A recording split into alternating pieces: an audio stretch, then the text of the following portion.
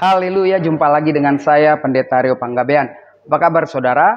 Saya berharap saudara selalu dalam keadaan baik, keadaan sehat, penuh dengan semangat, dan percayalah bahwa hidup ini adalah hidup yang terus harus bertanding pada pertandingan yang benar, tapi jangan pernah takut.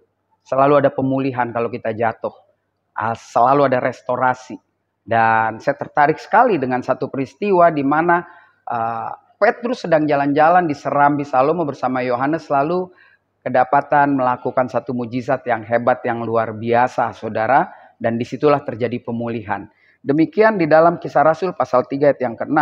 Tetapi Petrus berkata, emas dan perak tidak ada padaku, tetapi apa yang kupunyai, kuberikan kepadamu. Demi nama Yesus Kristus orang Nazaret itu, berjalanlah.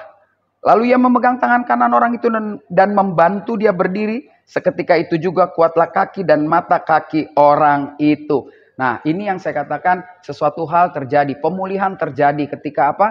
Ketika nama Tuhan ditinggikan. Petrus dan Yohanes bukan orang yang berpendidikan tinggi, tapi dia bisa dalam tanda petik bertarung, berdebat tentang firman Tuhan. Bahkan Petrus berkhotbah ketika pencurahan Roh Kudus, semua orang tercengang-cengang.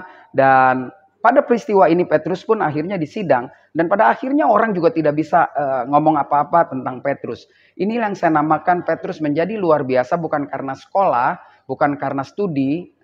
Oh ya, ingat, bukan berarti saya larang saudara sekolah, ya. Tetapi karena ketika pencurahan Roh Kudus itu terjadi, pemulihan terjadi. Petrus yang dulu berkhianat, Petrus yang dulu lari, sekarang menjadi Petrus yang siap mati, disalib tergantung dengan kepala di bawah. Pemulihan terjadi ketika kita membiarkan diri kita dijamah oleh Tuhan dan Roh Kudus bekerja sebebas-bebasnya. Lalu kita semakin rendah, Tuhan semakin ditinggikan. Petrus berkata, aku gak punya apa-apa, emas perak gak punya. Yang kupunya adalah Yesus Kristus, orang Nazaret. Oleh karena itu, demi nama itu berdiri dan berjalan.